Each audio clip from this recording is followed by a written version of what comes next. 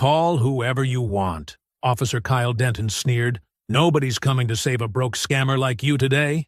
He lifted the check Angela Brooks had placed on the counter and held it high so the entire bank lobby could see it. $300,000? He laughed, shaking his head while customers stared. Women like you don't even see numbers like this unless you're stealing them. The branch manager hovered beside him, nodding eagerly, while a teller stood frozen behind the counter. Phones slowly lifted around the room. Angela kept her shoulders straight, her face calm, and quietly pulled out her phone to dial. Denton leaned closer, grinning as if the whole scene was a joke meant for his entertainment. What he didn't realize was that the person she was calling held the power to erase his badge, his career, and the protection he thought would last forever. Before continuing, comment where in the world you are watching from, and make sure to subscribe because tomorrow's story is one you can't miss. The morning sun streamed through the bank's tall windows, casting long shadows across the polished floor. Angela Brooks stood at the counter, her posture perfect, a testament to her military family upbringing. The check in her hand represented months of work, securing housing for families in need. "Good morning," Angela smiled at Dana Carter, the young teller. "I'd like to deposit this check into the nonprofit account, please." Dana's fingers moved efficiently across her keyboard, but when she scanned the check, her shoulders tensed. Her eyes widened slightly as she stared at the screen. One moment, please, Ms. Brooks. I need to verify something." Angela nodded patiently, though she noticed Dana's hand trembling as she picked up her phone. Behind her, other customers shuffled in line, the usual morning bank crowd growing longer. Within minutes, Harold Mills appeared beside Dana's station. His crisp suit and perfectly knotted tie couldn't hide the slight sheen of sweat on his forehead. He glanced at the check, then at Angela, his lips pressed into a thin line. "Ms. Brooks, there seems to be an issue with this check," Mills announced, his voice unnecessarily loud. "It appears to be fraudulent." The busy lobby grew quieter. Angela felt eyes turning toward her, but she maintained her composure. "There must be some mistake," she said evenly. "This is a legitimate settlement check for our nonprofit housing project. I have all the documentation right here." She reached for her briefcase. "That won't be necessary," Mills cut her off, taking a step back as if her briefcase might contain something dangerous. "We'll need to verify this with the authorities." Angela pulled out her phone. "I can call the foundation right now. They'll confirm everything." "I'm afraid we've already contacted the proper authorities," Mills replied, his voice carrying across the lobby. More customers turned to watch, some pulling out their phones. "I must ask you to remain here until they arrive." The whispers started. Angela caught fragments of conversations. Trying to pass a fake check, and, can you believe it? She stood straight, refusing to let their assumptions affect her dignity. "Mr. Mills," Angela said firmly, "I've been managing this nonprofit's accounts for 3 years. You can easily verify the foundation's information."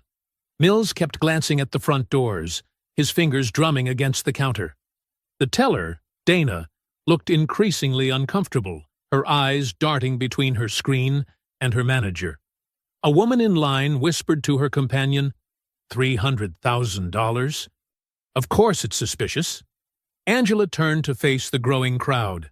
"This is a legitimate settlement check for a housing project helping families in need." Her voice was clear and controlled. "Mr. Mills is refusing to perform basic verification procedures." Mills stepped closer, lowering his voice. "Ms. Brooks, I suggest you calm down." "I am perfectly calm," Angela replied. "You're the one who appears nervous, Mr. Mills." "Why is that?" The manager's face flushed. He tugged at his collar, eyes still fixed on the entrance. The morning sun caught his cufflinks as his hands shook slightly. More phones emerged from the crowd, recording the scene. Angela noticed Dana Carter growing increasingly distressed, her hands hovering over her keyboard as if wanting to type something but afraid to move. The security guard by the door shifted uncomfortably, watching the scene unfold. The morning traffic of customers had almost completely stopped now, everyone focused on the drama at the counter. "Mr. Mills," Angela tried again, "I can provide multiple forms of verification. I have the Foundation's contact information, the settlement documentation, and our nonprofit's registration papers.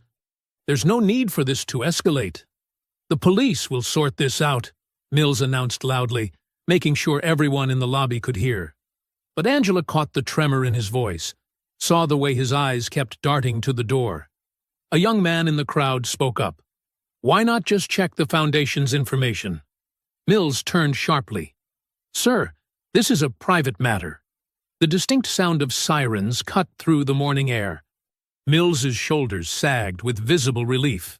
Through the bank's glass doors, Angela watched 2 patrol cars pull into the parking lot, tires screeching against the asphalt.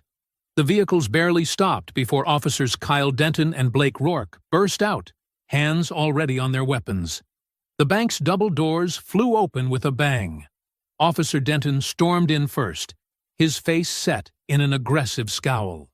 Officer Rourke followed close behind, scanning the crowd with narrow eyes. Angela remained perfectly still, her mind racing.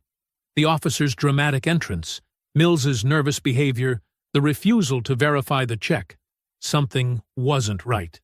This felt choreographed, planned. Phones recorded from every angle as the officers approached. Angela noticed Dana Carter slide down slightly in her chair, as if trying to make herself invisible. The morning sun caught the officers' badges as they strode across the lobby, their footsteps echoing off the marble floors. The whispers grew louder. Angela could feel the judgment in the air, the assumptions being made. But she stood her ground, remembering her uncle's words about dignity under fire. Whatever was happening here went beyond a simple banking error. Through the windows, the red and blue lights from the patrol cars continued to flash, casting alternating shadows across the faces of watching customers. The scene was set for a confrontation that would change everything, though not in the way anyone expected. Officer Denton burst through the crowd, his boots pounding against the marble floor. His face was twisted with authority and aggression as he approached Angela at the counter.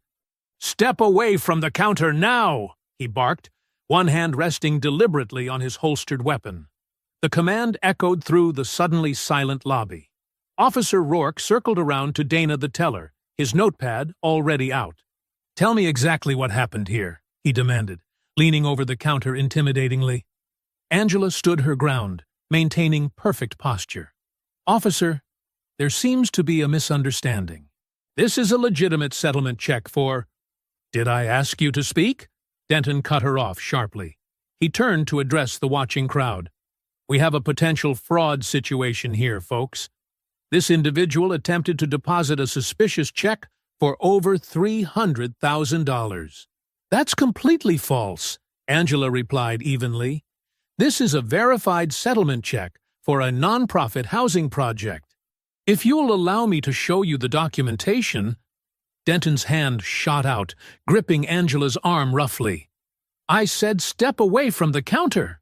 He yanked her backward, causing her to stumble slightly. Gasps rippled through the crowd. More phones emerged, recording the escalating scene.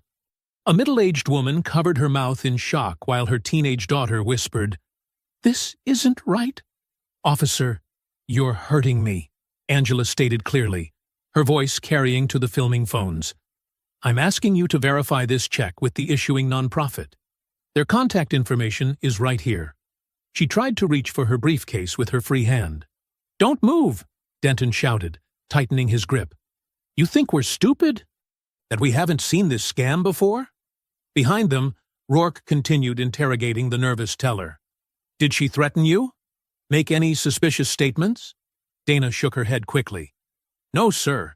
She just presented the check and—" "And you immediately noticed something was wrong, correct?" Rourke pressed, his pen hovering over the notepad. Harold Mills stepped forward, straightening his tie. "Yes, our system flagged several concerning indicators. We followed proper procedure by contacting authorities."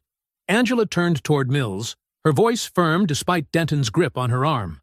"Mr. Mills, you know this is false. You refuse to even attempt verification. I've managed this non-profit account for years." "Shut your mouth," Denton snapped, pulling her further from the counter. You're lucky we're just questioning you right now. An elderly man in line spoke up. Officer, maybe you should check her documentation? Sir, stay out of this, Denton barked.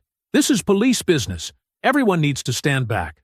The crowd reluctantly moved away, but their phones remained focused on the scene. The morning sun caught the tears forming in Dana's eyes as she watched Rourke write in his notepad. I want to speak to your supervisor, Angela stated calmly, refusing to be provoked by Denton's aggression.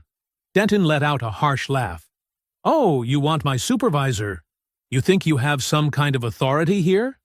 He gave her arm another rough shake. You're about 10 seconds from being arrested, lady. For what crime? Angela challenged, her voice steady. Attempting to deposit a legitimate check? Or is there another reason you're so eager to prevent this deposit? Denton's face darkened. He grabbed Angela's other arm and began pushing her toward the exit. That's it. You want to play games? Let's take this outside. Officer Denton? Angela pronounced his name clearly for the recording phones. You are assaulting me without cause and preventing a legitimate financial transaction. I suggest you consider your next actions carefully. Are you threatening me? Denton's voice rose dangerously. The veins in his neck stood out as he shoved her closer to the door. You don't make suggestions to me. I'm the one with the badge. Customers pressed against the walls, their faces showing mixed expressions of concern and uncertainty. The security guard looked away, unwilling to intervene. Through the windows, the patrol car's lights continued to flash, creating a strobing effect across the scene. Angela planted her feet firmly, refusing to be pushed further. With deliberate calm, she reached into her pocket and pulled out her phone. What do you think you're doing? Denton demanded, his face inches from hers. I'm making a phone call, Angela replied evenly, her fingers moving across the screen. Denton's mouth twisted into a sneering smile. He released her arm and stepped back, spreading his arms wide. Oh, by all means. His voice boomed through the lobby. Call whoever you want. The moment hung in the air as Angela raised the phone to her ear, her eyes locked steadily on Denton's face. The officer's contemptuous grin remained fixed as he played to his audience, clearly enjoying the theatrical moment.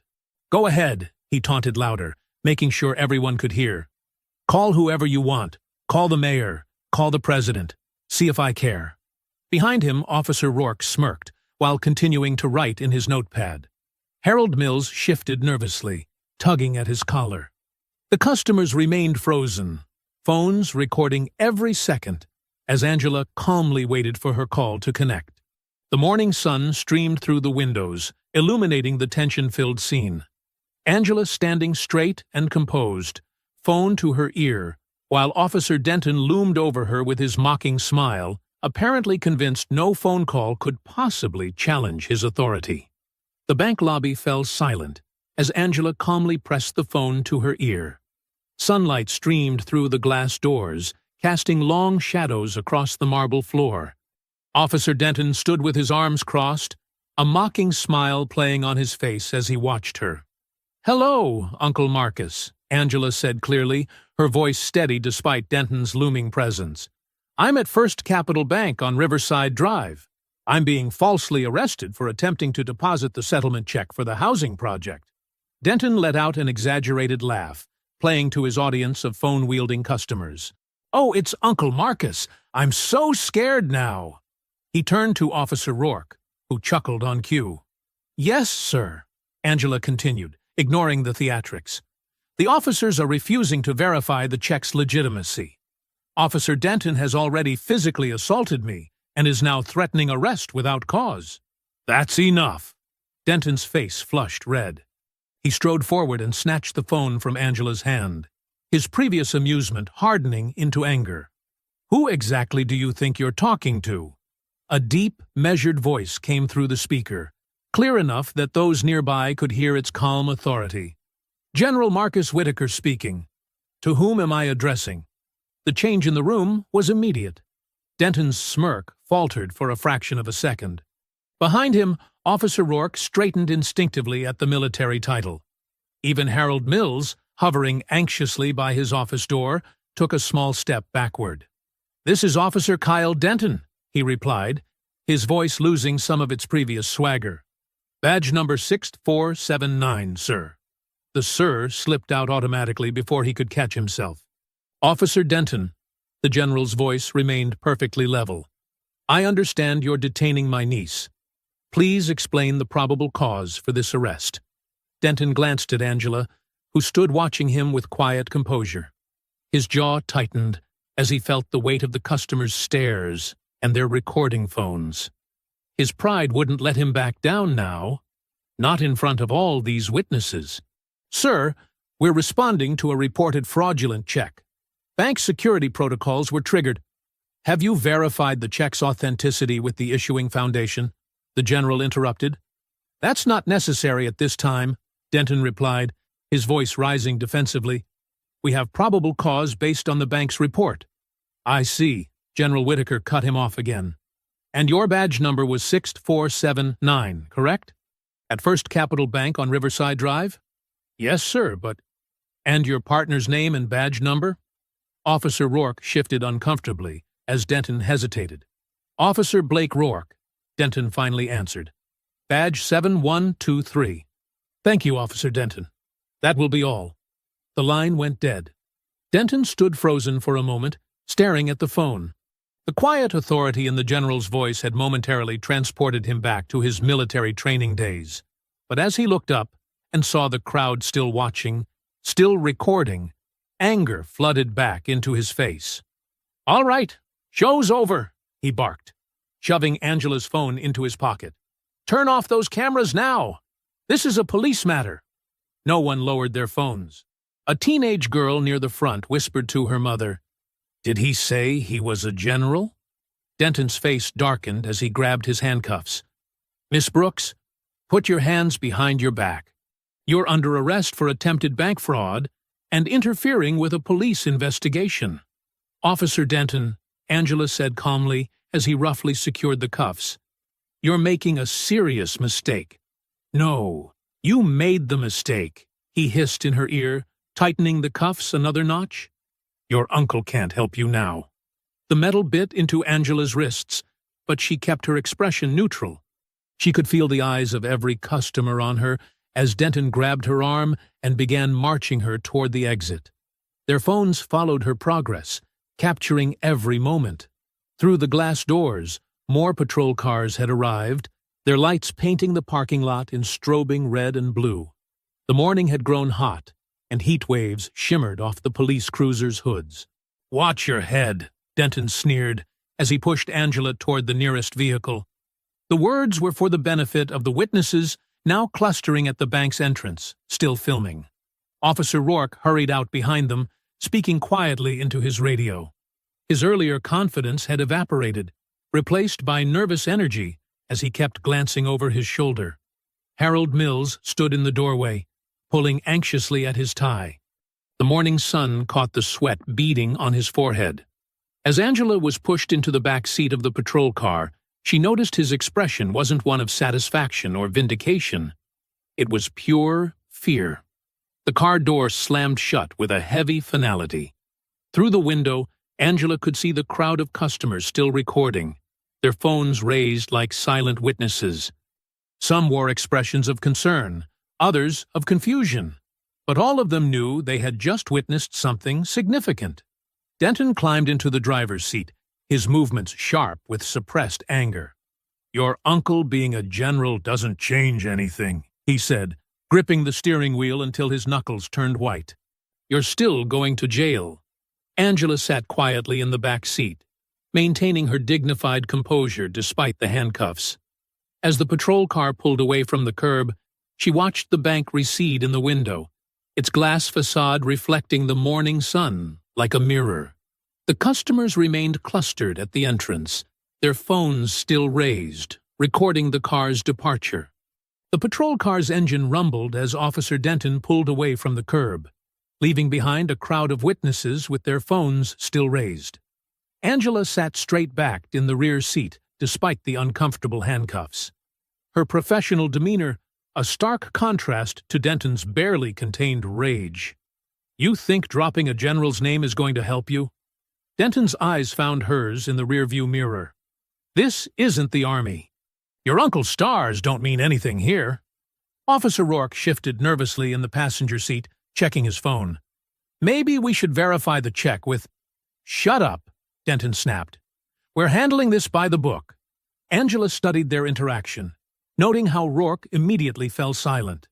The dynamic between them seemed practiced. Denton the aggressor, Rourke the anxious follower. She filed away this detail as the car wound through suburban streets lined with manicured lawns and expensive homes. "Harold's never wrong about these things," Rourke muttered, almost to himself. "If he says it's fraud—" Angela's attention sharpened. Harold, not Mr. Mills, not the bank manager. The casual use of his first name hung in the air like a red flag. "I said shut it," Denton growled, but Angela had already caught the slip. These officers knew the bank manager personally, well enough to use his first name. The radio crackled to life, cutting through the tension. "Dispatch to Unit 647. Please respond." Denton ignored it, pressing down harder on the accelerator. "Unit 647. We have inquiries from command about your current arrest status. Please confirm nature of charges and verification procedures followed." Angela watched Denton's knuckles whiten on the steering wheel. The muscle in his jaw twitched as he reached over and turned the radio volume down to a whisper. "They're going to keep asking," Rourke said quietly. "Let them ask." Denton took a corner too fast, making the tires squeal. "By the time we process her, it won't matter." Angela's mind worked quickly, assembling the pieces. The bank manager's nervousness, the officer's immediate arrival, their familiarity with Harold Mills, the rushed arrest before the check could be verified. This wasn't random harassment. This was coordinated. The radio squawked again, louder this time despite the lowered volume. "Unit 647. Be advised we're receiving calls from the chief's office regarding your current detention. Immediate response required." Denton slammed his hand against the radio, silencing it completely. "Your uncle works fast," he sneered at Angela. "But paperwork takes time. Booking takes time. Computer systems go down sometimes. Lots of things can happen." "Is that a threat, Officer Denton?" Angela kept her voice steady, professional. "Or are you explaining how you and Harold usually handle these situations?" The car swerved slightly as Denton's head whipped around. "What did you say?" "Kyle," Rourke warned, glancing nervously at passing traffic. "Don't." Angela noted another piece of the puzzle. Rourke used Denton's first name, too. These weren't just patrol partners. This was something more familiar. "I'm simply curious about your relationship with the bank manager," Angela continued calmly. "You seem to know each other well. I wonder how many other customers have had similar experiences." "You don't know what you're talking about," Denton said, but his voice had lost some of its swagger. The radio crackled again, this time from Rourke's shoulder unit. "All units be advised. Command is requesting immediate verification of arrest at First Capital Bank. Unit 647. Respond immediately." Rourke reached for his radio, but Denton knocked his hand away. "Touch that, and you're walking back to the station." Angela watched the city landscape change through the window, moving from residential areas to commercial streets. They were taking a longer route to the precinct than necessary, buying time for something. But for what? "The check would have been verified eventually," Angela said, thinking out loud. "The non-profit's records are public. Unless—" She paused, remembering the manager's terrified expression. "Unless verification wasn't what you were worried about." "One more word," Denton threatened, "and I'll add resisting arrest to the charges." But Angela could see it clearly now. Her attempt to deposit the settlement check had triggered something. Not because the check was suspicious, but because its legitimate processing would have exposed something else.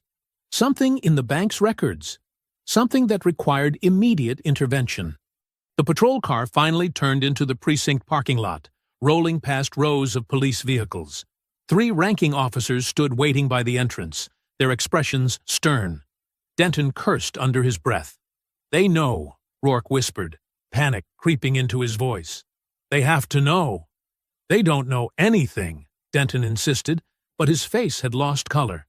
He parked haphazardly across two spaces and got out, yanking open the rear door.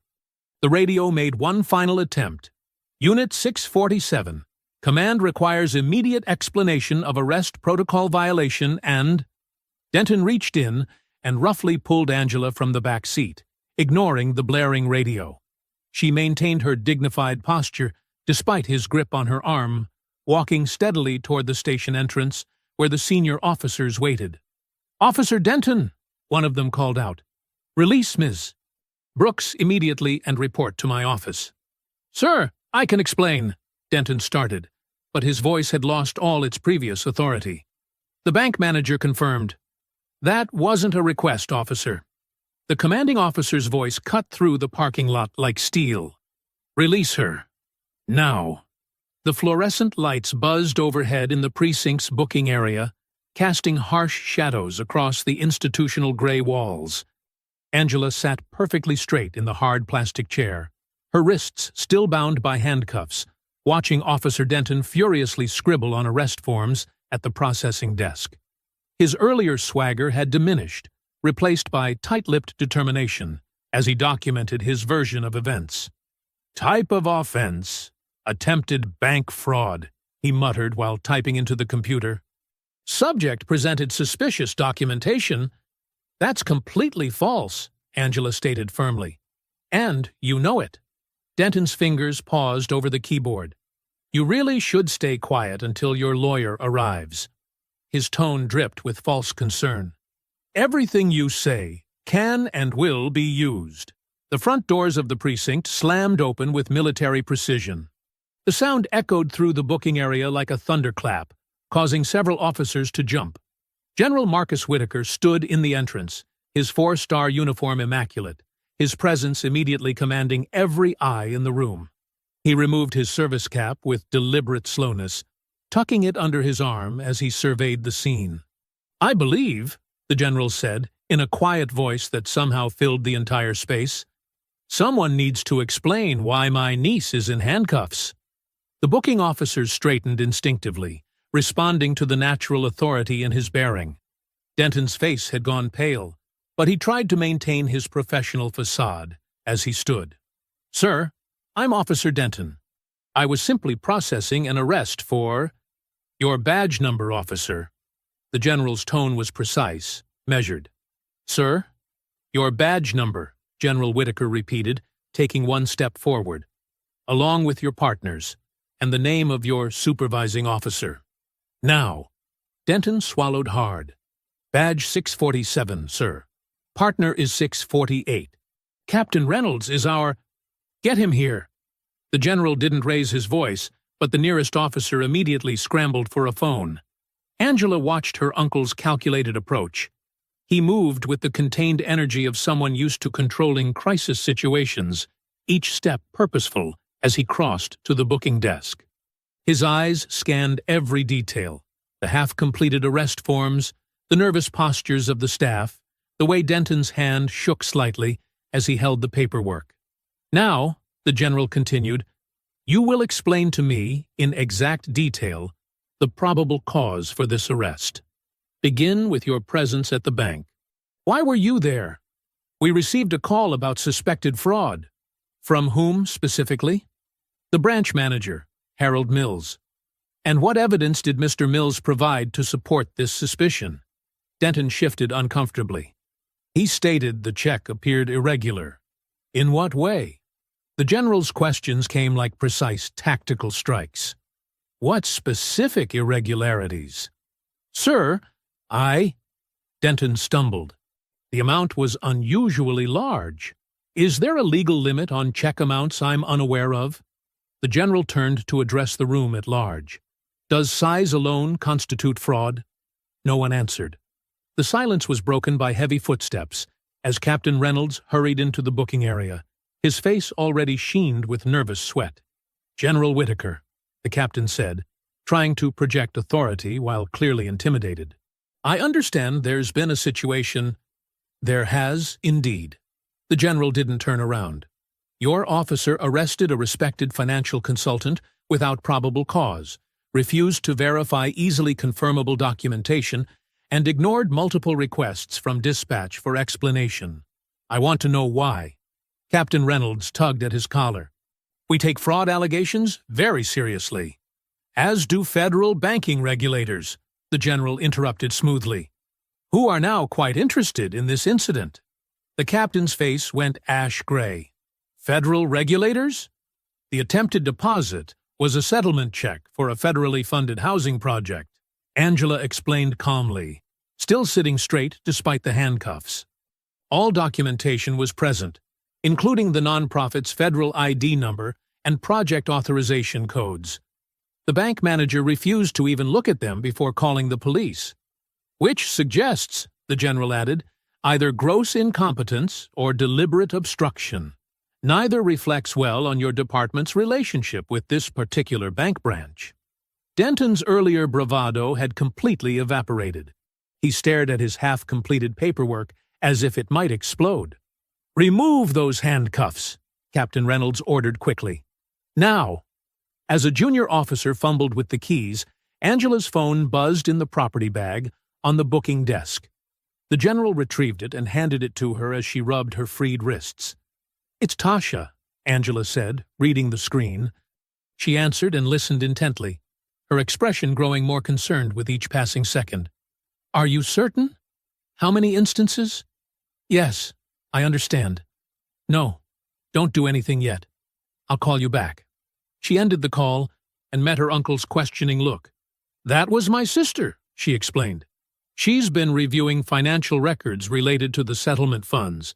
She's found multiple irregularities, small amounts missing from various nonprofit deposits over the past year, all processed through the same bank branch." The general's eyes narrowed slightly as he turned back to Captain Reynolds. "It seems this situation requires a much deeper investigation than a simple fraud allegation." The captain nodded quickly, sweat now visibly staining his uniform. "Of course, we'll cooperate fully." "I should hope so," the general said, "because I suspect this is only the beginning of a much larger problem." He placed his service cap back on with precise movements. "I suggest you secure all relevant documentation immediately. I have a feeling several agencies will be very interested in reviewing it." The soft glow of Angela's laptop illuminated 3 intent faces in her living room. Documents and financial records lay scattered across her coffee table like puzzle pieces waiting to be assembled. Angela sat cross-legged on her couch, scrolling through spreadsheets while General Whitaker stood behind her, hands clasped behind his back in his characteristic military posture. Tasha paced the room, her legal pad covered in scribbled notes.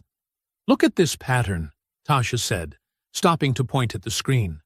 "Every nonprofit deposit over $50,000 shows discrepancies, small amounts vanishing between initial processing and final posting." Angela leaned forward, her expression tightening. "How much are we talking about?" "It varies. 2,000 here, 3,000 there." Tasha flipped through her notes. "Never enough to raise immediate red flags. But when you add it up across multiple organizations over the past year..." She wrote a figure on her pad and showed it to them. The general's eyebrows rose slightly. "That's a significant sum. And these are just the ones we've confirmed so far," Tasha continued. "All processed through Mills's branch. The money disappears during what they label as administrative holds, completely unnecessary delays they created to manipulate the accounts." Angela rubbed her temples, remembering the manager's nervous behavior. "My deposit would have blown their cover. $320,000. They couldn't hide those numbers in their usual way without someone noticing." "Exactly," Tasha said, resuming her pacing. "They needed to stop that check from being processed. That's why Mills called his police friends so quickly. They couldn't risk normal verification procedures." The general moved to the window, looking out at the darkening street. "The question is, where did the money go?" "I've traced some of it through a series of shell accounts," Tasha explained, rifling through more papers. "But they're careful. The transfers are fragmented, bounced between multiple accounts before disappearing completely." Angela clicked through another spreadsheet, her finger tracing patterns in the numbers. "Wait, look at these timestamps." She highlighted several rows.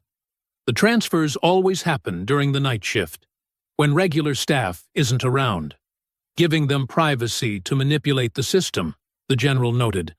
"Who has access during those hours?" "Mills would," Tasha said. "As branch manager, he has override authority.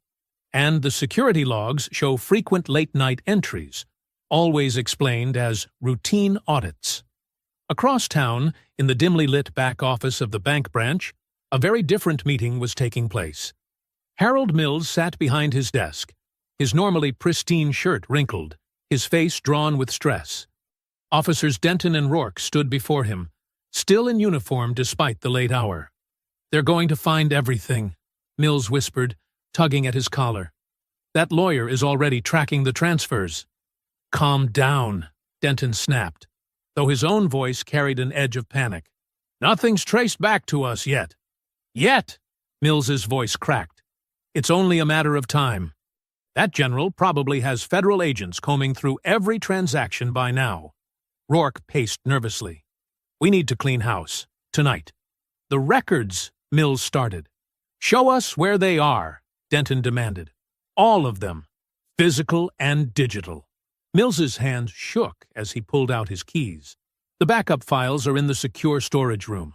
But we can't just delete everything.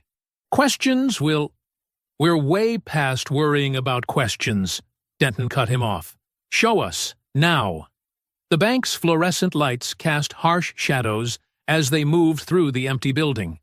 Their footsteps echoed in the silence, while Mills led them to a reinforced door marked Secure Storage. Inside, rows of filing cabinets lined the walls, and a small server hummed in the corner. "The transaction records are in these cabinets," Mills indicated with trembling fingers. "The server contains backup data and security footage." "Start with the paper files," Denton ordered, pulling out empty boxes they'd brought. "Everything from the past 18 months. Rourke, grab the hard drives." They worked quickly, Mills's hands shaking as he pulled folders while Rourke disconnected storage devices. Denton stood watch at the door, checking his phone repeatedly. "Hurry up," he hissed. "We need to be gone before the midnight security sweep." "There's so much," Mills whispered. "We'll never get it all." "We get what matters," Denton snapped. "The transfer records, the override logs, anything showing the account manipulations." The minutes ticked by as they loaded box after box. Sweat stained Mills's shirt dark as he passed folders to Denton, who stacked them efficiently. Rourke wrapped hard drives in bubble wrap, tucking them carefully into padded cases. "That's the last of the critical files," Mills said finally, closing an empty drawer. "The server," Denton demanded. "Wiped and overwritten," Rourke confirmed. "They won't recover anything useful." They carried their cargo through the silent bank, Mills disabling security cameras as they went. At the back entrance, Denton and Rourke's patrol car waited in the shadows, trunk open. What they didn't notice was Marcus Johnson, the night security guard, watching from his booth across the parking lot.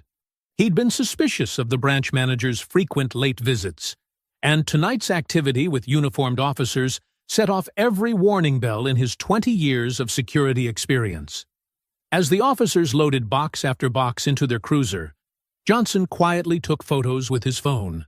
He noted the time, the patrol car's number, and the way they kept checking over their shoulders. When they finally drove away, he looked down at his phone, where an email from an anonymous tip line glowed on the screen. His finger hovered over the send button. The security guard thought about his daughter, who worked at a nonprofit downtown. She'd mentioned funding delays recently, money that seemed to vanish into administrative black holes. His jaw tightened as he attached the photos and pressed send. The city slept under a blanket of streetlights, peaceful except for the loading area behind First Regional Bank. Officer Denton slammed another box into the cruiser's trunk, his movements sharp with urgency. Sweat darkened his uniform despite the cool night air. "Faster!" he barked at Rourke, who stumbled under the weight of more files. "We need to clear out before anyone notices." Their patrol car sat in the shadows, Trunk and back doors open wide to swallow evidence of their scheme. Paper rustled as they crammed folders into every available space. The bank manager, Mills, hovered nearby, wringing his hands. "That's everything critical," Mills whispered. "But what if they—" "Shut up," Denton snapped, scanning the empty parking lot. "Just get back inside and make sure the security footage is wiped." Mills scurried away while Rourke stuffed the last box behind the front seats. The radio suddenly crackled to life, making them both jump. "Dispatch to all units. Reports of suspicious activity at First Regional Bank on Madison. Any units in the area, please respond." Denton froze, his hand still on the trunk lid. Rourke's face went pale. "Someone called it in," Rourke hissed. "We need to— Get in!" Denton shoved him toward the passenger door. The trunk slammed shut as red and blue lights flickered in the distance, reflecting off building windows. Denton threw himself behind the wheel and fired up the engine. His fingers fumbled with the radio dial, switching it off before more calls could come through. The cruiser's headlights stayed dark as he eased it around the building. 2 patrol cars turned onto their street, lights flashing. Denton's knuckles went white on the steering wheel. Instead of stopping, he stomped the gas pedal. The cruiser shot forward, tires squealing on asphalt. "What are you doing?" Rourke clutched the dashboard as they fishtailed onto the main road. "We can't run! They catch us now. It's over." Denton yanked the wheel, cutting through a gas station lot. Sirens wailed behind them as more units joined the pursuit. The cruiser burst onto the highway entrance ramp, engine roaring. At this hour, traffic was sparse, perfect for a high-speed chase. Denton weaved between the few cars on the road, ignoring Rourke's panicked cursing. "The documents!" Denton commanded, swerving around a truck. "Start destroying everything!" Rourke twisted in his seat, grabbing folders from the back. Papers flew as he tore them to shreds, letting the pieces flutter in the wind from his cracked window. The pursuing officers gained ground, their sirens growing louder. The speedometer crept past 90 as they raced down the empty highway. Denton's eyes darted between the road and his mirrors, counting at least 4 units behind them now. His police radio would be exploding with activity, but the silence in their cruiser was broken only by ripping paper and Rourke's ragged breathing. "Faster!" Rourke urged as he fed another stack of documents through Mills's portable shredder. "They're getting closer!" Denton took the next exit at full speed, the cruiser tilting dangerously. They shot through red lights, sending the few late-night drivers swerving to avoid them. The city streets were a maze of sharp turns and sudden obstacles. A police SUV tried to cut them off at an intersection.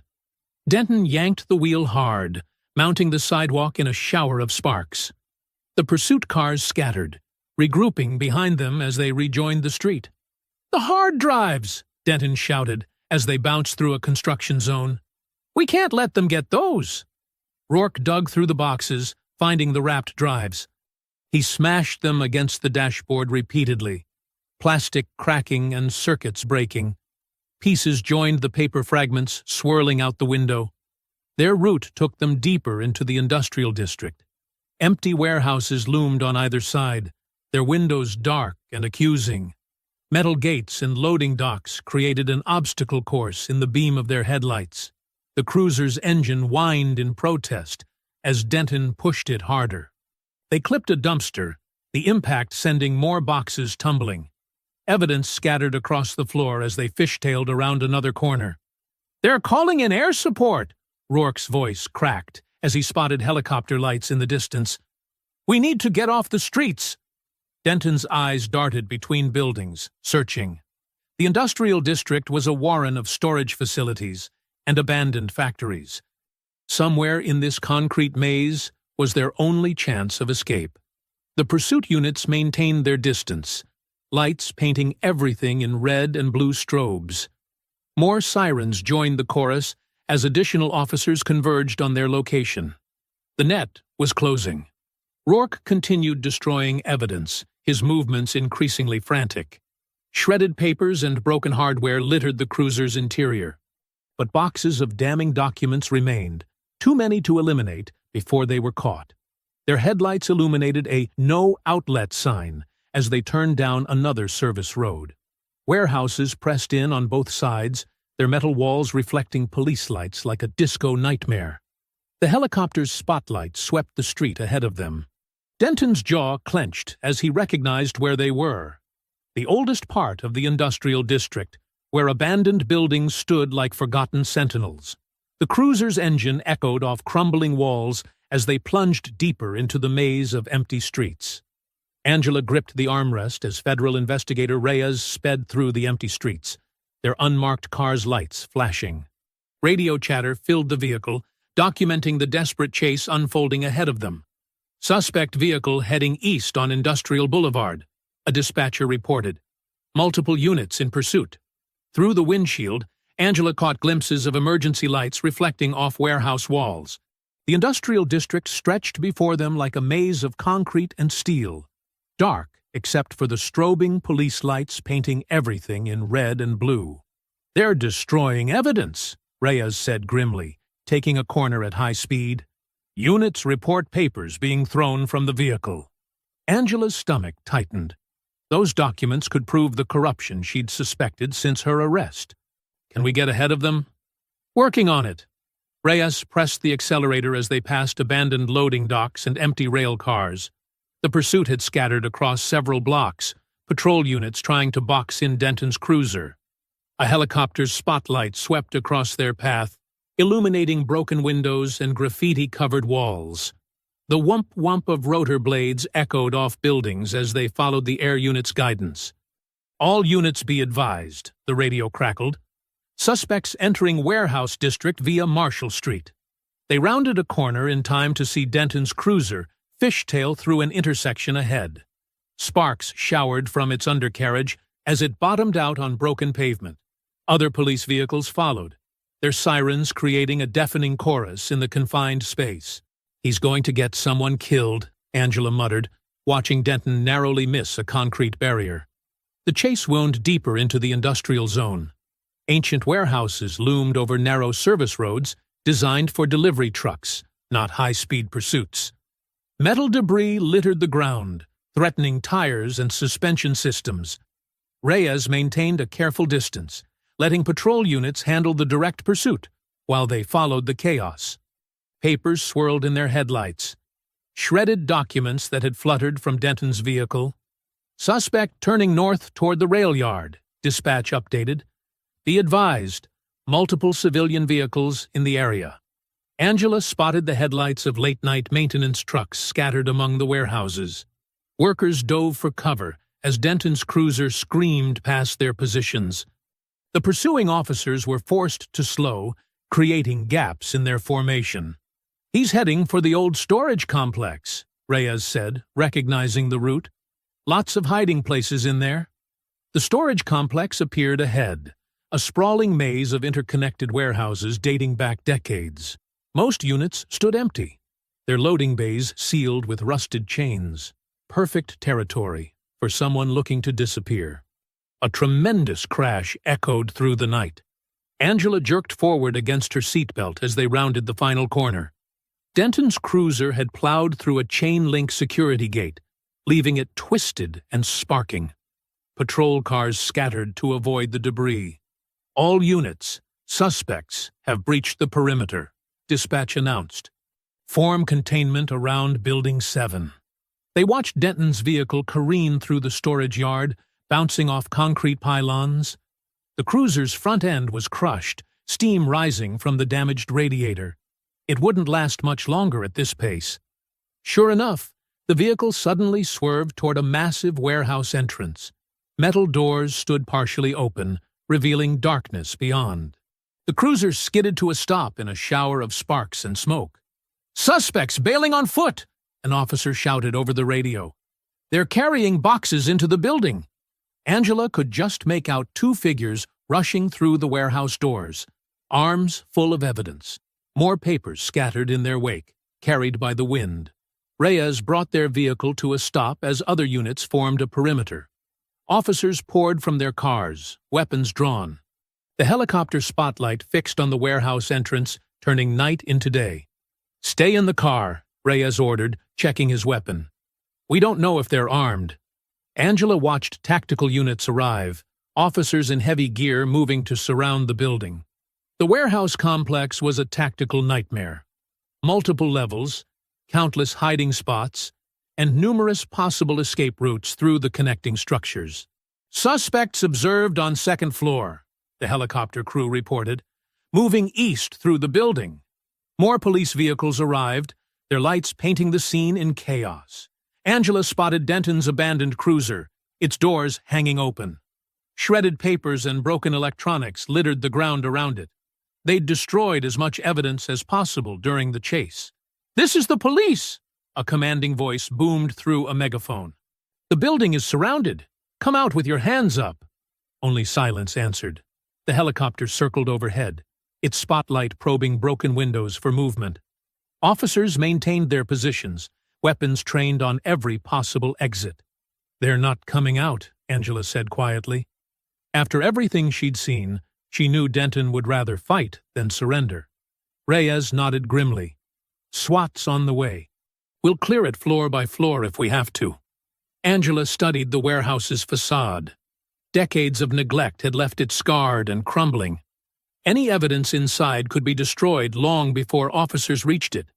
The truth about the corruption she'd uncovered might literally go up in flames. The standoff continued as more units arrived. Floodlights now bathed the building in harsh illumination, eliminating shadows where suspects might hide. Officers coordinated positions through radio calls, preparing for whatever came next. Angela sat in tense silence, watching the scene unfold. Everything that had started with her arrest at the bank had led to this moment. Somewhere in that warehouse, Denton and Rourke were cornered with proof of their crimes. The only question was how far they would go to keep their secrets hidden. Floodlights cast harsh shadows across the warehouse's weathered facade, while dozens of officers maintained their positions.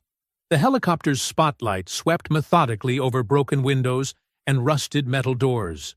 Through a megaphone, commands echoed off surrounding buildings. "This is your final warning.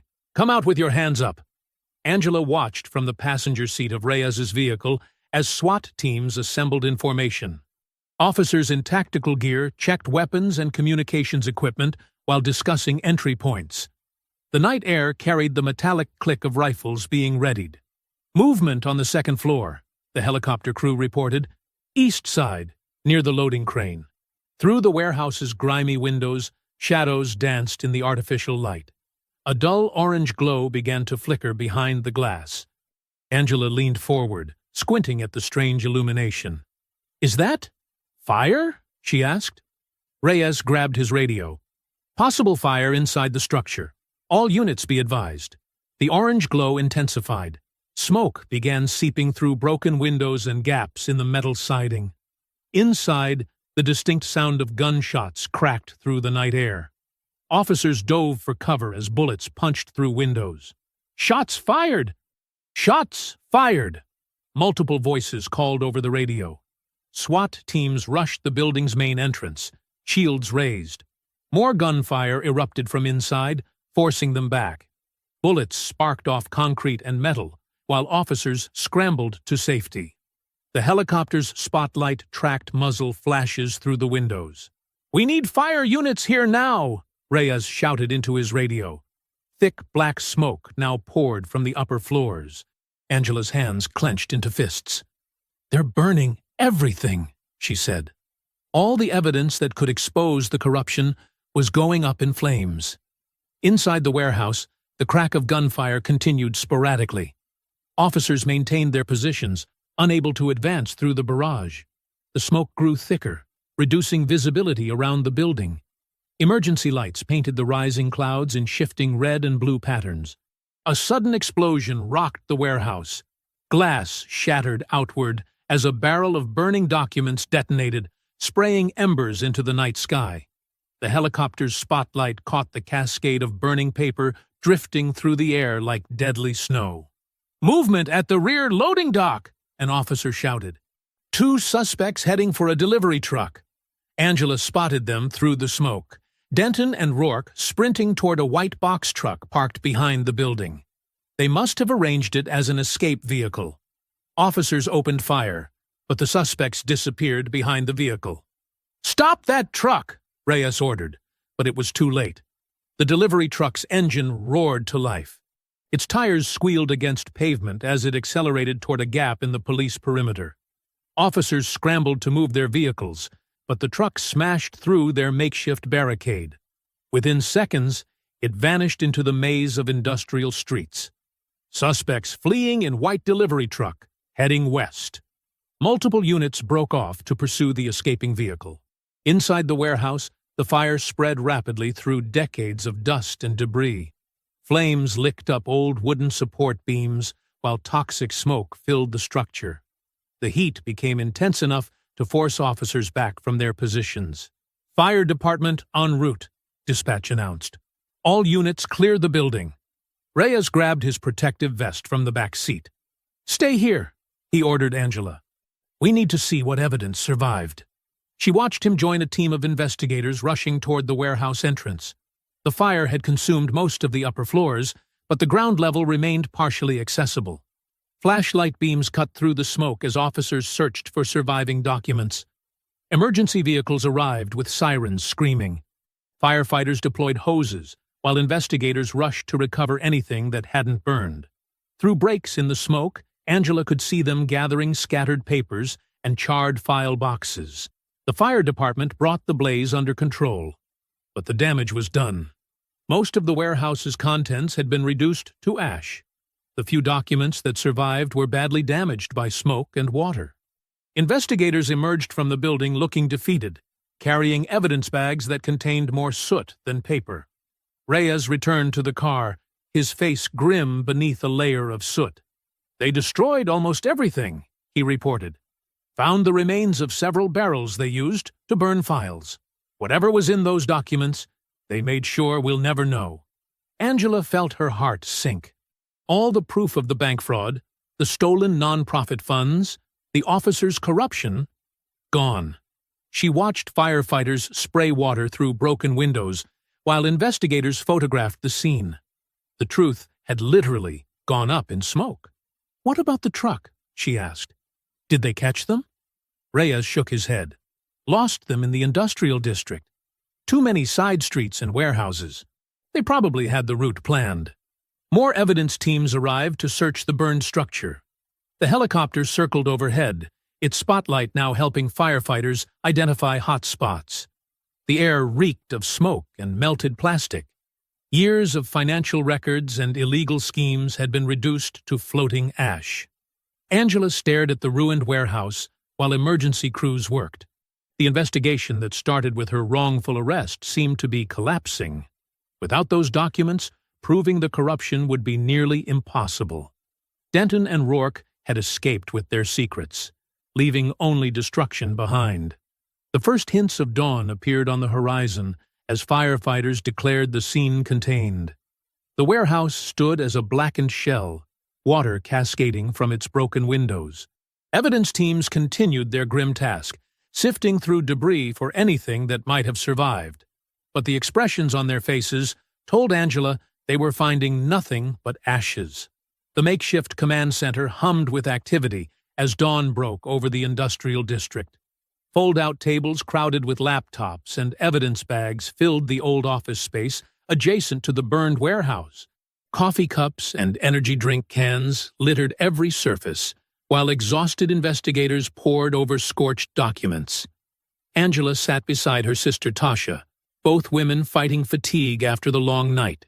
Across from them, Federal Investigator Reyes coordinated with evidence technicians who continued processing the scene. The acrid smell of smoke still clung to their clothes. "Got something?" An evidence tech burst through the door, carefully carrying a metal box. Hidden safe behind a false wall, the fire didn't reach it. Reyes immediately cleared space on the nearest table. The tech set down the box and began photographing it from every angle. Inside they found stacks of partially melted USB drives, a laptop warped by heat, and an external hard drive that appeared largely intact. "Please tell me that's recoverable," Angela said, leaning forward to examine the device. "We'll know soon." Tasha pulled out her phone. "I'm calling our cyber forensics team. They can start working on it right away." Within an hour, Federal tech specialists had the hard drive connected to their systems. Lines of code scrolled across multiple screens, while programs attempted to bypass encryption and recover damaged files. The tension in the room grew with each passing minute. "There!" one specialist pointed to his screen. "Getting through the first layer of security. These guys tried to hide their tracks, but they weren't exactly tech experts." Angela watched as financial records began populating the screens. Account numbers, transfer dates, detailed spreadsheets tracking what appeared to be millions in stolen funds. Tasha grabbed a legal pad and began taking rapid notes. "Look at these patterns," she said, highlighting entries. Small amounts siphoned from dozens of nonprofit deposits, then routed through shell accounts. The bank manager Mills signed off on every transaction. Reyes studied the data over her shoulder. "And there's our connection to Denton and Rourke. Their badge numbers are coded into these authorization fields.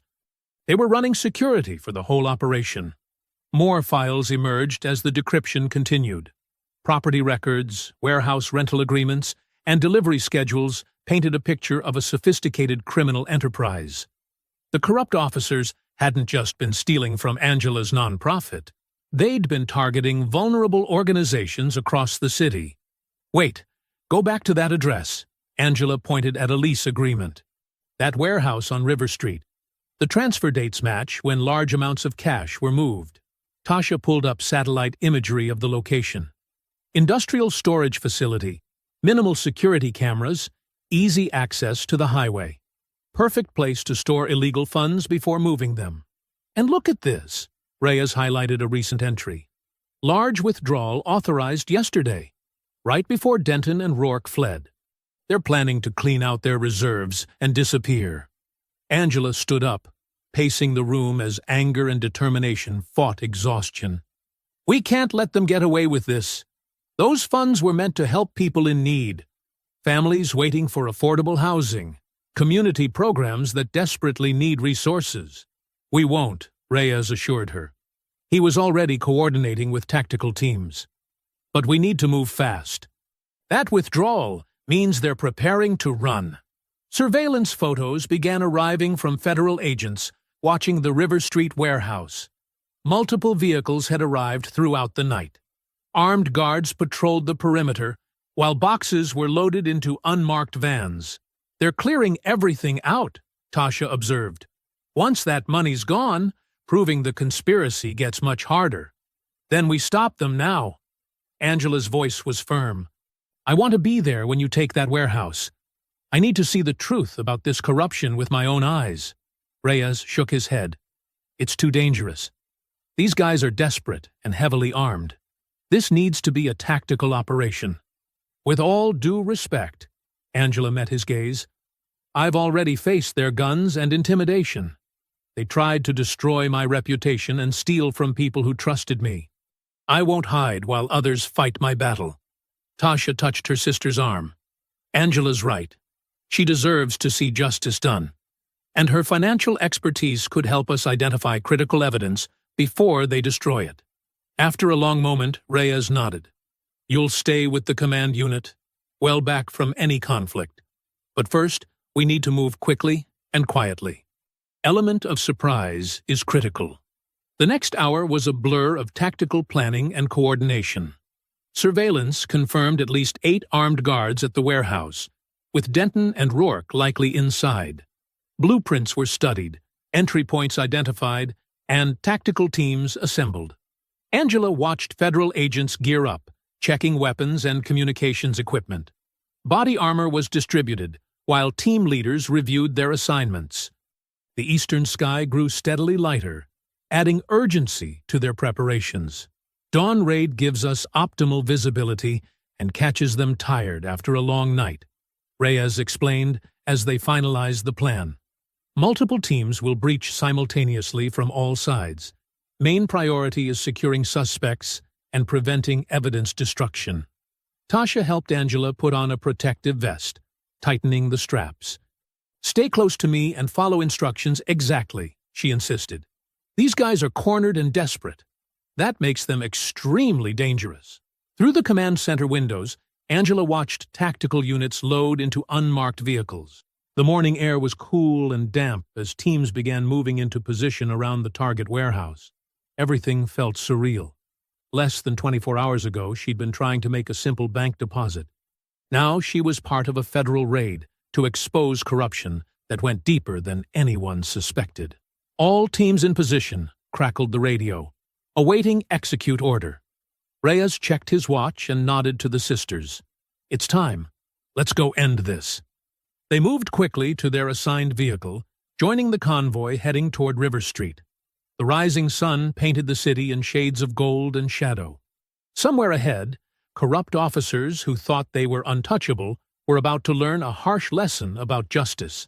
The pre-dawn air hung heavy with fog as federal vehicles positioned themselves silently around the River Street warehouse. Sodium lights cast an eerie orange glow through the mist, creating shifting shadows against the building's corrugated metal walls. Angela crouched beside Tasha in the command vehicle, watching tactical teams move into position through night vision monitors. "Alpha team in position.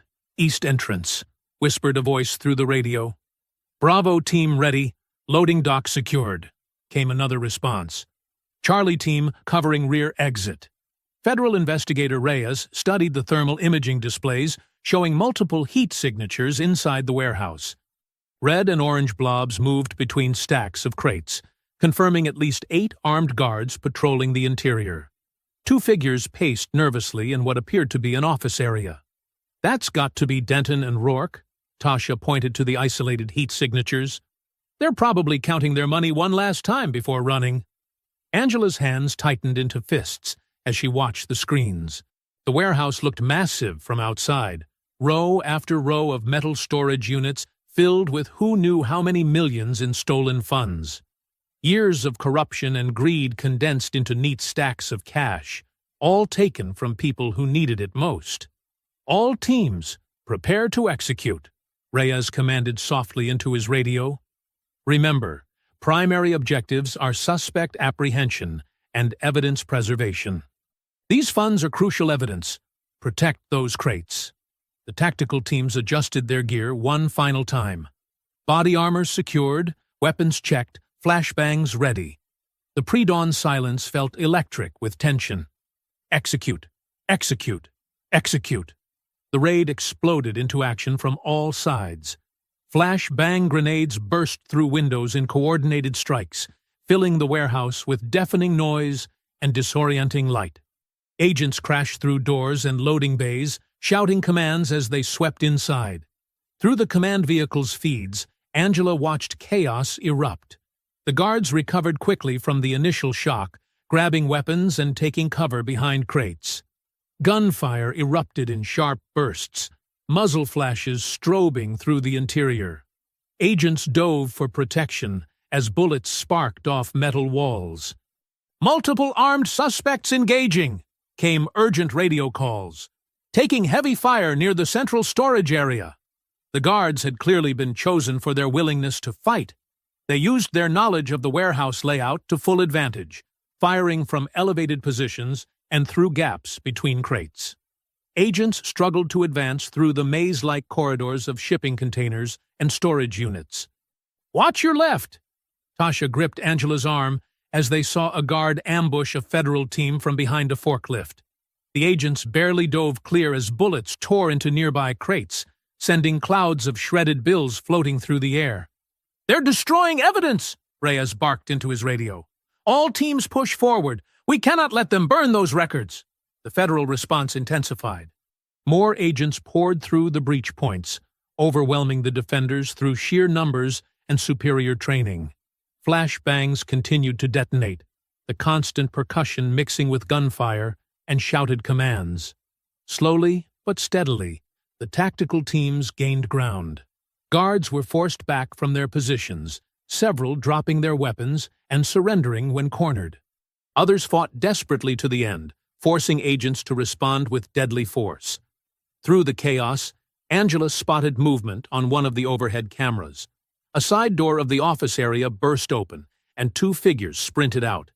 Even through the grainy feed, she recognized Denton's aggressive stride as he shoved past a startled guard, clutching a stuffed duffel bag. "There, loading dock camera 3, she pointed urgently. "Denton's making a break for it." Reyes immediately redirected nearby teams to intercept, but the corrupt officer had planned his escape route carefully. He and his partner used the confusion of battle to their advantage, ducking between containers and staying in the shadows. The warehouse had descended into complete mayhem. Agents secured surrendering guards, while others battled pockets of resistance.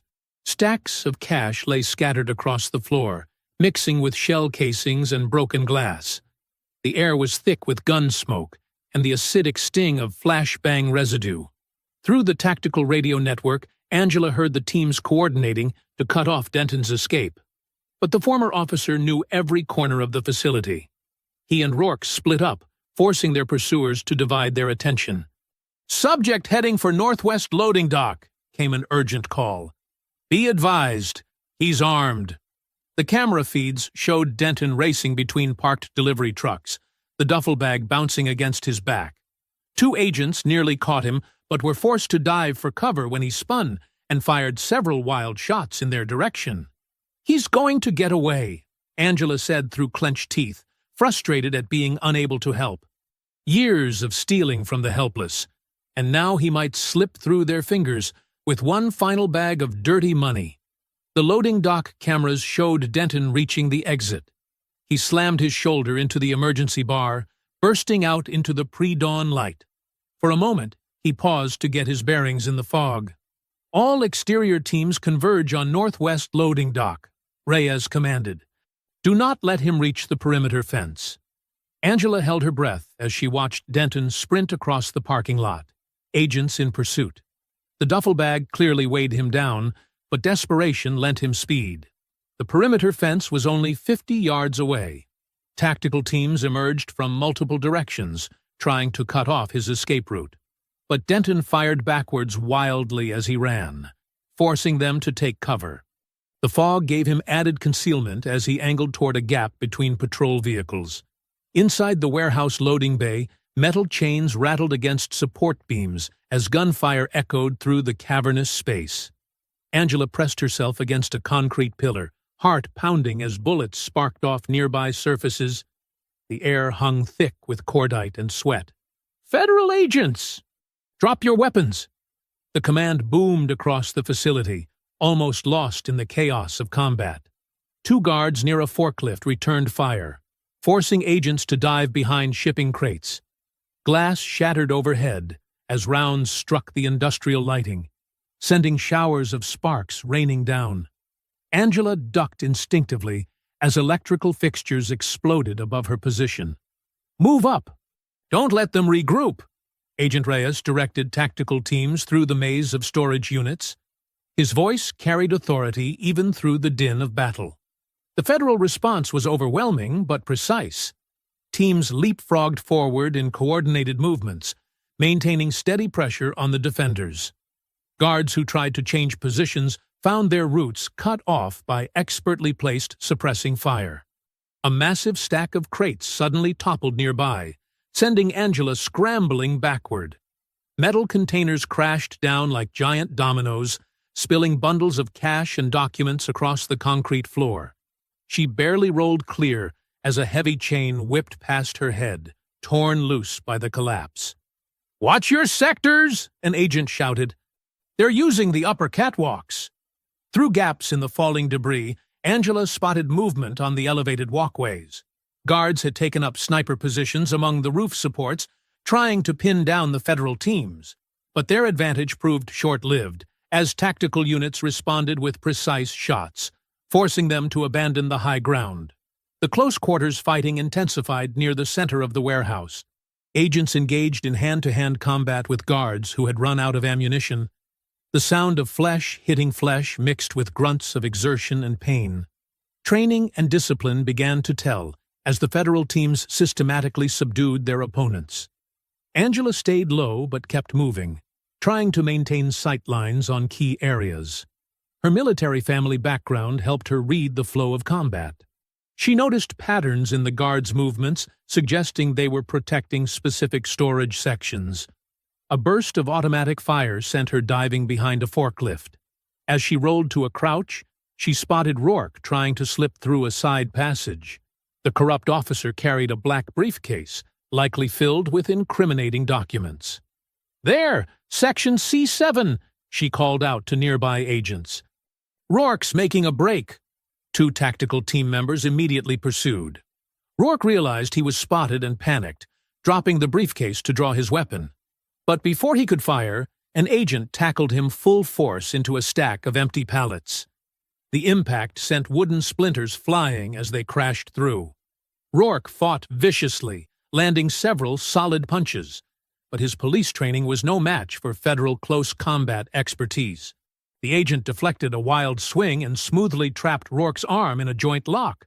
A second team member moved in to help secure the struggling suspect. "Stop resisting!"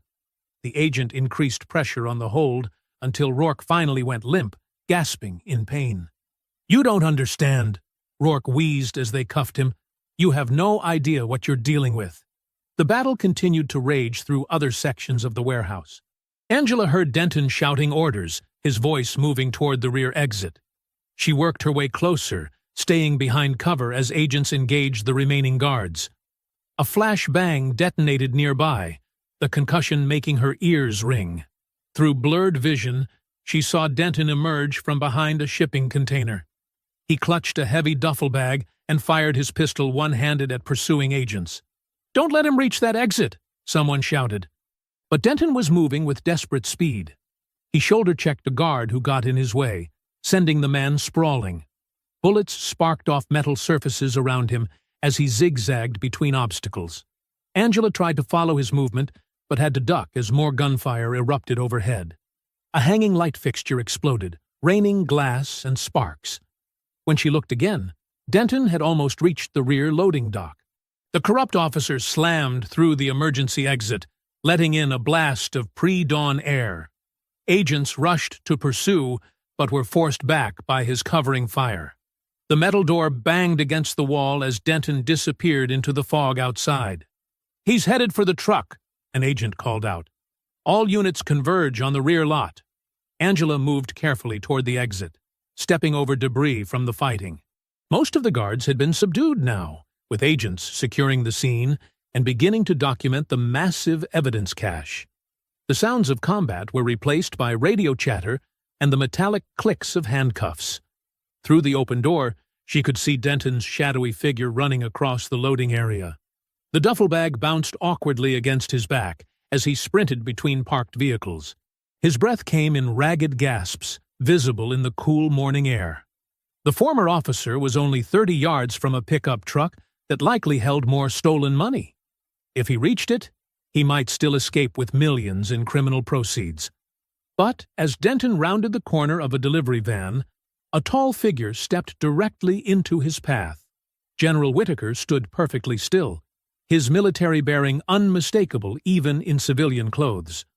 His presence seemed to fill the space between Denton and freedom.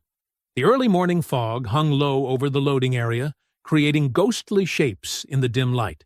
Denton skidded to a stop, his boots scraping on wet asphalt, as he found himself face to face with General Whitaker. The stolen duffel bag swung heavily against his back, stuffed with evidence of his crimes.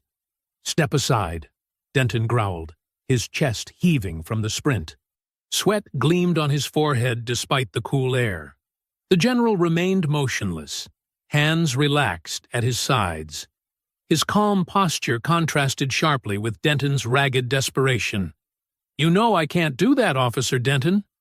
Denton's eyes darted between the general and the pickup truck, just yards away. Freedom beckoned, but the commanding figure blocked his path. The sound of agents securing the warehouse echoed behind them. "Last warning," Denton snarled. "Move, or I'll make you move." The general's expression didn't change. "You've done enough damage, son. It ends here." With a roar of frustration, Denton dropped the duffel bag and lunged forward. He threw his full weight into a shoulder charge, trying to bulldoze past the older man. But the general pivoted smoothly, redirecting Denton's momentum with practiced efficiency. As Denton stumbled, his hand dropped to his holster. The general's response was lightning fast. Before the weapon cleared leather, Whitaker's grip locked around Denton's wrist. A precise twist sent shocking pain up the officer's arm. The gun clattered to the ground as Denton gasped. He tried to throw a wild left hook, but the general slipped inside his guard. In one fluid motion, Whitaker swept Denton's legs while maintaining control of his arm. The corrupt officer crashed hard onto the asphalt. "Stay down!" the general commanded, keeping the arm lock secure. But Denton refused to submit. He bucked violently, trying to break free. His elbow caught the general's ribs, forcing a grunt. Denton seized the moment to roll away and scramble to his feet. "You don't know what you're dealing with," Denton spat, raising his fists in a boxer's stance. The general settled into a balanced military fighting position. "I know exactly what I'm dealing with. A coward who preys on the innocent." Denton charged in with a flurry of punches. His police combat training showed in the sharp, aggressive combinations, but the general's movements were precise and economical. He deflected the strikes, letting Denton wear himself out. "All that rage," Whitaker observed calmly, "and you still can't touch me." Frustration made Denton sloppy. He overextended on a right cross, and the general capitalized instantly. A quick strike to Denton's solar plexus doubled him over. Before he could recover, Whitaker trapped his arm in a painful joint lock. "Military combat techniques," the general explained, as he forced Denton to his knees, designed to control without causing permanent damage. Denton struggled, but found himself completely immobilized. Every attempt to resist sent fresh waves of pain through his shoulder. The general maintained steady pressure, demonstrating decades of hand-to-hand combat experience. "You're under arrest," Whitaker stated firmly, "though I suspect you're familiar with the procedure." Agents emerged from the warehouse, weapons trained on Denton as they approached. The former officer's face contorted with hatred and humiliation. He tried one final desperate twist to break free.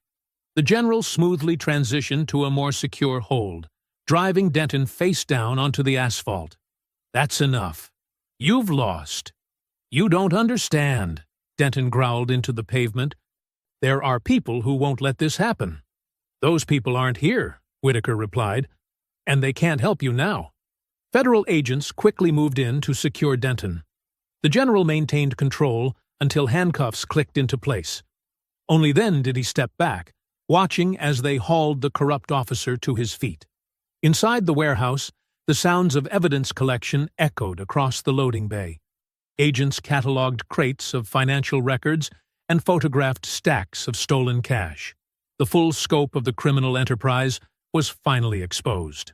"Sir," an agent approached the general, "we've recovered multiple hard drives and transaction records.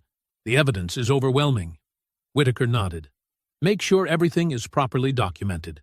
This needs to be airtight." More vehicles arrived at the scene, their red and blue lights cutting through the morning mist. The sun was starting to rise, casting long shadows across the parking lot. Denton stood sullenly between two agents, his career and freedom crumbling around him. The duffel bag lay forgotten where it had fallen. An evidence technician carefully opened it, revealing bundles of cash and USB drives. Each item would help build the case against Denton and his conspirators. "You made a mistake," Denton called out as they led him toward a waiting vehicle. "You should have let me go." The general turned to face him. "No, Officer Denton, the mistake was yours. You thought having authority meant you were above the law." Agents guided Denton into the back of an unmarked car. The door slammed with finality, muffling his last bitter protests. Through the window, his defeated expression showed he finally understood. His reign of corruption was over. The warehouse crime scene buzzed with activity as the sun climbed higher. Evidence teams methodically documented years of financial fraud and abuse of power.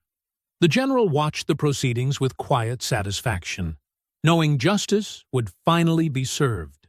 Camera flashes lit up the packed press briefing room like lightning strikes. Reporters jostled for position, their equipment crowding the aisles as federal investigator Daniel Reyes approached the podium. Behind him, a large screen displayed photographs of evidence recovered from the warehouse raid. Angela sat in the front row beside General Whitaker, her posture straight and dignified. The morning's events had left her exhausted, but determined to see this through.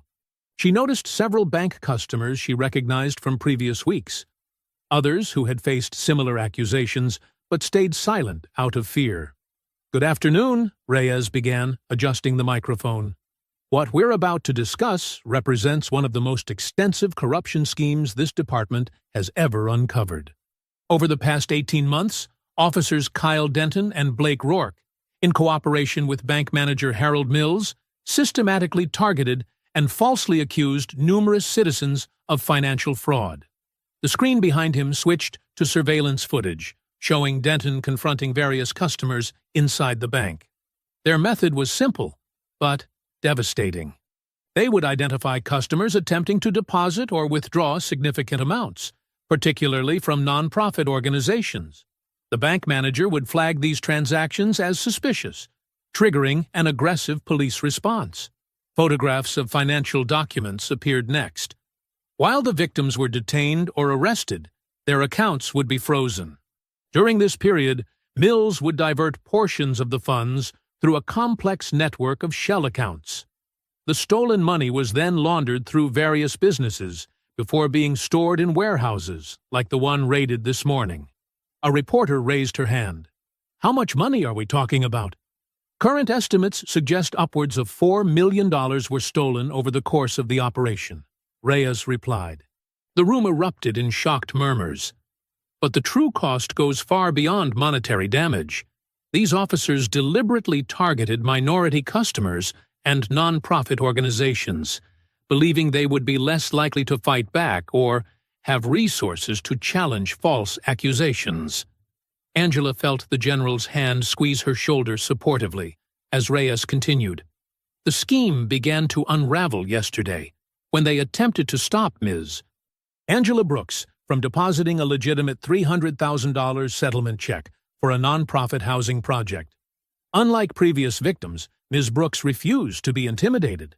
Her resistance, combined with her family connections, brought unprecedented scrutiny to their operation." More photos appeared on the screen.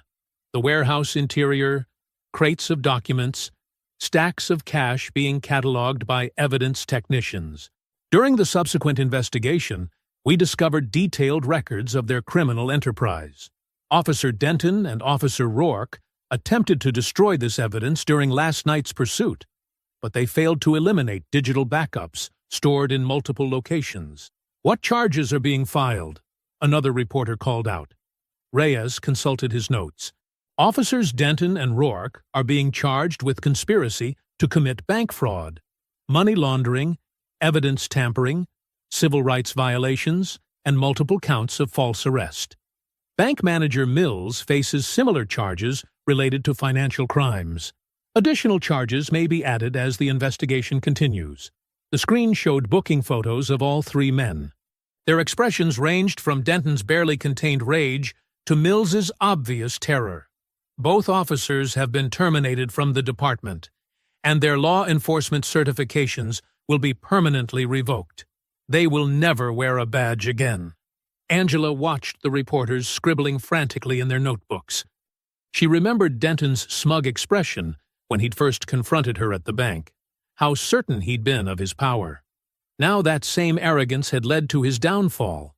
"Ms. Brooks," a reporter turned to face her, "how does it feel to know your actions helped expose this conspiracy?" Standing slowly, Angela approached the podium as Reyes stepped aside. "I feel vindicated, but also deeply concerned about how many others suffered in silence before this scheme was exposed. These men didn't just steal money. They stole people's dignity, their sense of security, their faith in the system meant to protect them." The cameras clicked rapidly as she continued. "I was fortunate to have resources and support that many victims didn't. That's why it's crucial we use this moment to examine how such abuse was allowed to continue for so long. We need better oversight, stronger accountability, and a commitment to treating every citizen with respect, regardless of their background." "Will you be pursuing civil action against the department?" someone asked. "My sister, Tasha, who is a civil rights attorney, is already preparing class action litigation on behalf of all victims identified in the financial records, Angela replied. But more importantly, we're working to ensure the recovered funds are returned to the nonprofit organizations they were stolen from. Communities were deprived of vital services because of this corruption. Making them whole again is our priority. General Whitaker stood as well, his presence commanding immediate attention. The federal investigation will continue until we've identified every victim and exposed every accomplice. This case demonstrates why we must never stop demanding accountability from those in positions of authority. Reyes returned to the podium with additional photographs. We're releasing these images of recovered documents and asking anyone who may have been victimized by these officers to come forward. A special task force has been established to review all arrests and account freezes initiated by Officers Denton and Rourke during their time with the department. The briefing continued as more details emerged. Dates, locations, amounts stolen, the complex web of accounts used to hide the money. Angela listened intently, finally understanding the full scope of what she had helped uncover. Her simple refusal to be bullied had pulled on a thread that unraveled years of systematic corruption. Reporters continued shouting questions as camera crews broadcast the story live across multiple networks. The truth was spreading rapidly, impossible to contain or control. For everyone who had ever faced similar injustice in silence, this moment represented something powerful. Proof that standing up to abuse of power could actually work. Sunlight sparkled off the golden shovels lined up along the construction site. Angela adjusted her blazer as she watched families gathering on the freshly cleared lot. Children darted between adults, their laughter carrying across the morning air. Construction equipment stood ready nearby, waiting to break ground on what would become homes for 35 families. Tasha approached, carrying a stack of programs for the ceremony. "Hard to believe we're finally here," she said, handing Angela one of the glossy brochures. "Remember when you first told me about this project? Feels like a lifetime ago," Angela replied, running her finger over the embossed title. Hope Gardens Community Housing Project. Breaking new ground. The image below showed an artist's rendering of the finished development: modern townhomes with small gardens, a community center, and plenty of green space for children to play. More people arrived, filling the rows of chairs set up facing the podium. Angela recognized many faces from the neighborhood meetings where they'd planned this development. Some had been living in overcrowded apartments or spending most of their income on rent. Now they would have a chance at affordable home ownership. General Whitaker stood off to the side, speaking quietly with federal housing officials. He'd traded his military uniform for a sharp civilian suit, but his commanding presence remained unchanged. Several reporters positioned their cameras, preparing to document the ceremony.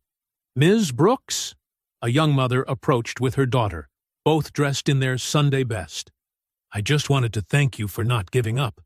When we heard about what happened at the bank, we were scared the whole project would fall apart." Angela smiled warmly. "I couldn't let that happen. This community has waited too long for these homes." The little girl tugged at her mother's dress. "Is this where our new house will be?" "That's right, baby," her mother answered. "And you'll have your very own room to decorate." The child's eyes lit up. "Can I paint it purple?"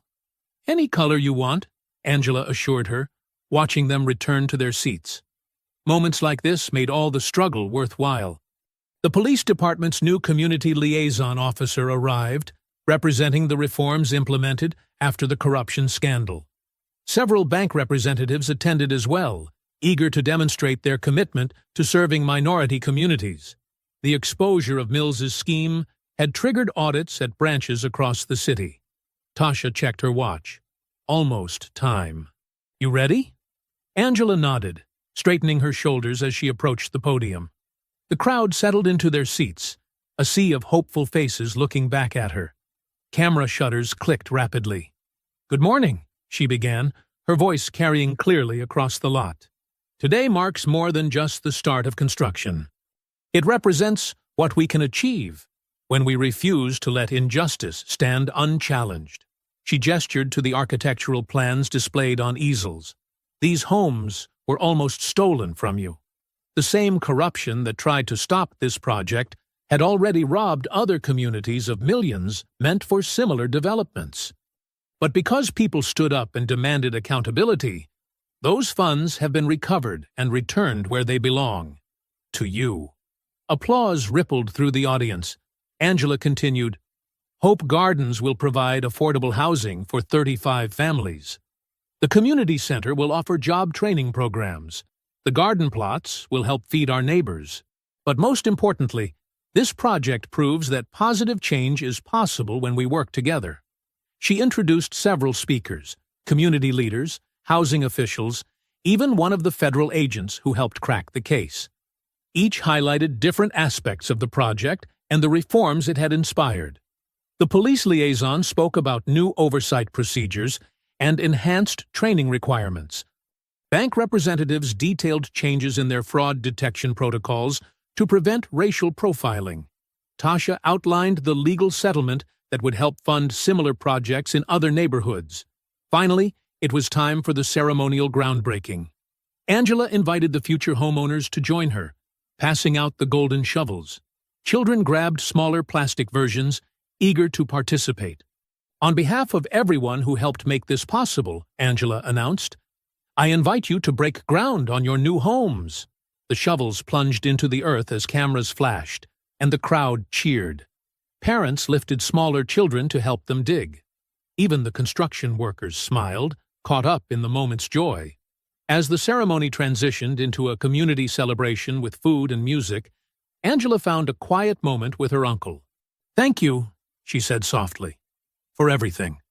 General Whitaker shook his head. I just made some phone calls. You're the one who stood your ground when they tried to humiliate you. You're the one who kept fighting when they destroyed evidence. You're the one who insisted on joining the warehouse raid to see justice done. But without your help, without my help, you would have found another way, he interrupted gently. That's who you are, Angela. That's who your parents raised you to be. The victory belongs to your courage. Angela watched families exploring the construction site, imagining their future homes. Children planted small flags where their bedrooms would be. Parents discussed paint colors and garden plans. The community that had come together to demand justice was now coming together to build something lasting. A local choir began singing as volunteers served food from long tables. The atmosphere felt like a block party mixed with a family reunion. Even the media crews found themselves caught up in the celebration, capturing candid moments of pure joy. Looking over the scene, Angela felt profound gratitude. The injustice meant to silence her had instead amplified voices that needed to be heard. The corruption meant to stop this project had only made the community stronger. These homes would stand as proof that standing up to intimidation could create real change. If you enjoyed the story, leave a like to support my channel and subscribe so that you do not miss out on the next one. On the screen, I have picked 2 special stories just for you. Have a wonderful day.